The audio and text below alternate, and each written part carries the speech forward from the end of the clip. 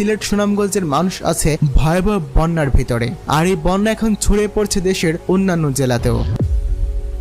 এখন প্রশ্ন আসে, কেন সারা বছর যে সুরমা নদী শুকিয়ে থাকে এই সময় পুরো দেশ খরার মধ্যে জ্বলে পড়ে মরলেও ডুবে যাচ্ছে সিলেট? এই প্রশ্নের সবথেকে বড় উত্তর হচ্ছে আবহাওয়া।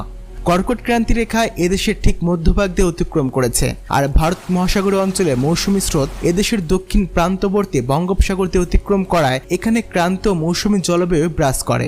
এই মৌসুমী জলবায়ু প্রচুর পরিমাণে বঙ্গোপসাগর থেকে জলীয় বাষ্প নিয়ে দক্ষিণ থেকে উত্তরের দিকে সিলেটে যায়। এই জলীয় বাষ্প সিলেটের দিকে গিয়ে সিলেট ও মেঘালয়ের পাহাড়ের কারণে উপরের দিকে উঠে গিয়ে ঠান্ডা হয়, এরপরে একসাথে মিশে ঘনীভূত হয়ে মেঘে রূপান্তরিত হয়।